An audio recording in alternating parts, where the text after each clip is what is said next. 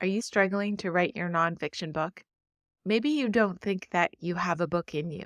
Or maybe you feel as though you have 20 books in you, but you're still on the fence about what topic to pick. By the end of this video, you are going to be crystal clear on that topic. I'm going to give you a breakdown of 5 easy ways to choose the topic. And I'm also going to give you some insider, on the structure and the bones of the book that I'm writing right now. So I'll give you some real working, messy examples of my own so that by the end of this video, you're going to feel like, if she can do it, dang, so can I, right? Welcome back to my channel. And if you're new here, my name is Karen. And on this channel, we love our bodies between the ups and downs and through the decades. And if you listen to my Creative Life in Motion podcast, this is Creative Life in Motion. So I usually talk about walking and just recently brought in the writing content because I feel like they go hand in hand, especially if you have a YouTube channel or a blog. This is something that you do anyways. So wouldn't it be cool if you could create something that you can hold in your hand? It's not as hard as you think. You don't have to publish it for other people. Maybe you just want to publish it for your own coffee table or your own family. You have nuggets of wisdom and stories, and then you can do things like one of the biggest mistakes people make is they're thinking about the stickers that you got to put on at the end. Like, where am I going to publish? How am I going to publish? Who am I going to publish to? How am I going to market? What's the cover going to look like? What's the intro? Let's just keep all those stickers out and let's get the thing written first. There's lots of things that we can discuss along the way, but the toughest part is getting that topic, committing to that topic, creating your chapters around it, and sitting down and doing the work every day. That's the hard work.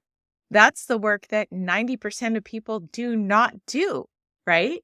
So that's what we're going to work on first. They don't do it because they get stuck in the rabbit holes of marketing, the book cover, and all the stickers that don't really matter in the writing process.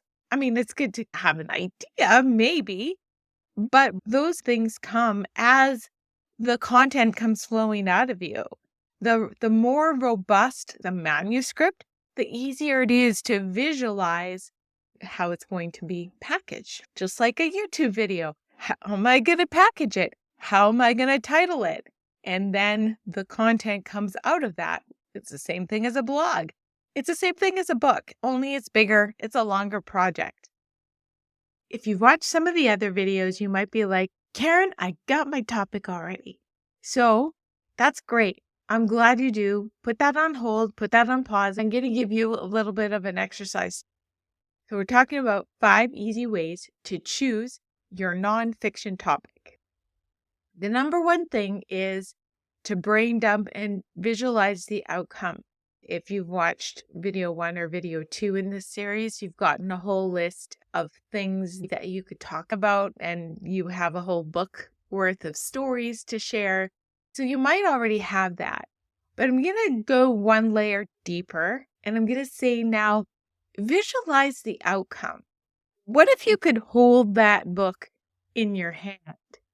With this exercise, put a timer on for about 5 minutes. Give yourself a real fast approaching timeline so that you can just completely brain dump. Now, I'll read you mine from the most recent book that I'm working on. This is just like non-edited stuff, so no judgment. What do I see? It's a book called The Walk of Trust. It's a space where I get up, meditate, exercise, and devote to this next work of art. The time with myself is dreamy, consistent, productive, and refreshing. I am doing what needs to be done in order to take this book to another level than my first. I see invitations to share my work, share my speaking skills, and teach others to do the same. I'm peacefully walking in the line of my purpose every damn day, being the voice of empowerment, forgiveness, love, and forgiveness of oneself. It's normalizing productivity and putting oneself first, destroying the labels we cast on ourselves and burning the bandages of resistance. but it gave me a strong visual of empowerment, right? Because when I sit down and do the work every day, whether it's fleshing out new ideas, doing a writing sprint that's unedited, or going back and editing my very sloppy work, I have the satisfaction and gratification of knowing that I'm sitting down and doing the work. Instead of sitting down and taking a weekend and trying to pump out a book, my style is always slow and steady. Slow and steady breeds consistency. And that's the way I work. So, number one, you're going to visualize your outcome. And it doesn't have to make sense, it's just part of the process. Number two is to tap into your passion. Out of that long list that you have of ideas, what lights you up the most? This is going to matter for your writing journey because you're in it for the long haul. If it's something that you're really passionate about, something that comes up in many different conversations, it's easier to write about something you know inside and out. It's also easier to find stories based around the lessons you've learned from mistakes along the journey of discovering this thing you're passionate about. It doesn't have to be epic. Your transformation that you're talking about, for example, my first book was Weightless, Like Your Body, Love Yourself. This was basically taking people behind the ugly side of my weight loss journey, the things that I learned along the way, a simple approach to energetic eating instead of dieting. Like all of my own stories were in there along the way. And the lessons that I've learned. The biggest takeaway that I want people to have from this book is the fact that you don't have to love your body or even like it to start doing the things that convince your body that you do like it or love it. And that's things like self-care, things like eating energetically. When I started writing this book, it just lit me right up. It was so easy to write about. Since this has been the topic of the past 20 years for me, I had a lot of bits and pieces in other areas that I was able to pull into the finished product. Things that I had already written. For a lot of them, I just flushed out my stories and my tactical application of it because I'm a different person now than I was a decade ago, right? So as we get more experienced and more wisdom, we get to share that, That is a great bridge and a segue to way number 3, reflecting on your life experiences. What have you overcome? The lessons learned and the feeling experiences. This does not have to be a massive transformation. I could write a whole book on my experiences as a retail clerk. Some of it would be really hilarious. Some of it would be eye-opening, but a lot of it would give tactical advice on how to crush it on the sales floor without selling a thing. Because I learned how to do that from watching my dad.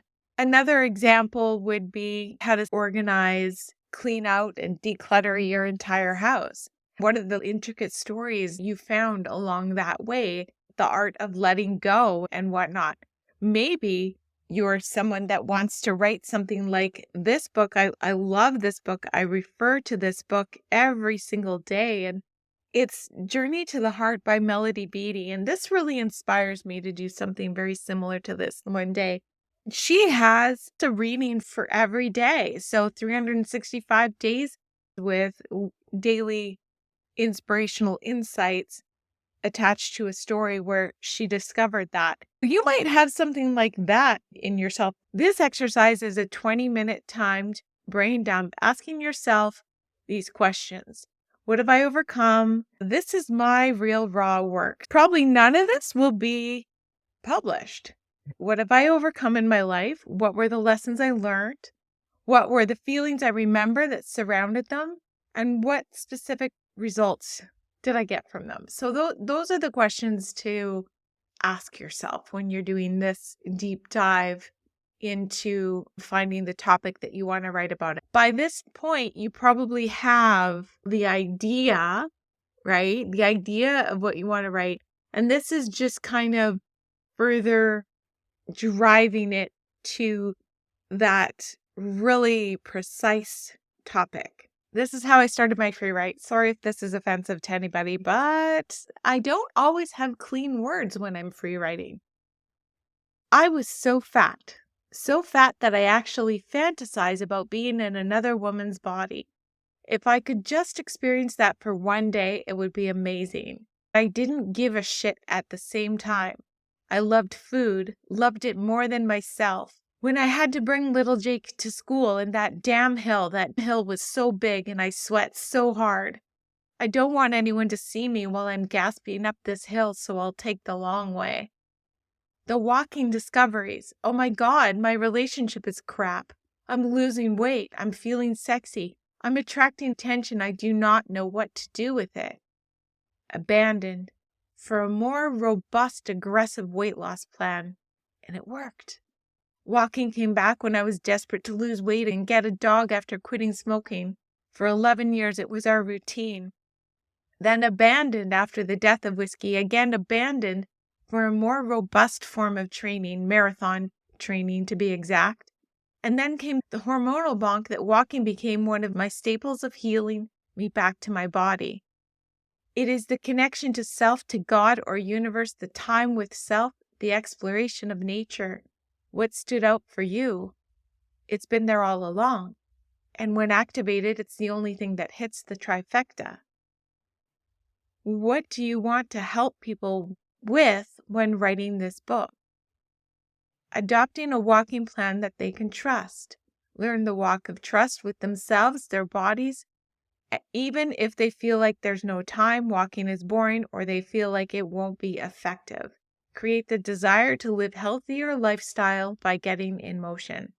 Okay, so that's just my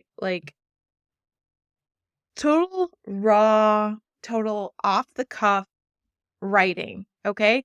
But you see how in the end I had filtered through what exactly am I trying to hand to people, whether that be my next generation, a stranger, someone in the grocery store.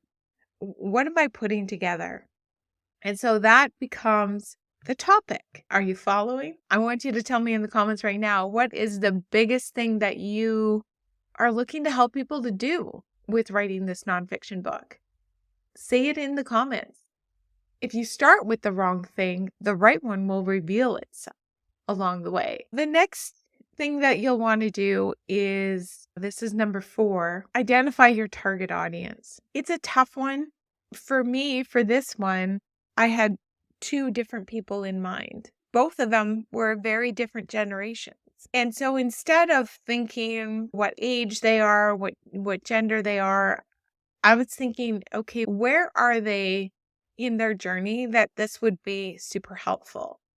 I created this book essentially for people that had lost weight and gained some back again and needed some permission to like and love their bodies and just walk in the line of health instead of worrying about the exterior aesthetics of what we've been conditioned to think a healthy body looks like from the diet culture that we're working so hard to undo. I wanted to add my story into the pot of let's reframe this, let's rewrite this story. And I feel like I did a really good job with this book. So instead of thinking of a specific person or avatar, I thought of a specific time frame in a person's life and a specific feeling that surrounded that experience. Does that make sense? Is that something you can sink your teeth into? The next part is really important too. This is number 5. I want you to create your topic treasure chest. Because like I said before, you might start with something that, once you get writing, you think, oh, this is really just a piece of something bigger. I have a short list of 10 books that I would like to write in this second half of my life. And I'm currently on book 2.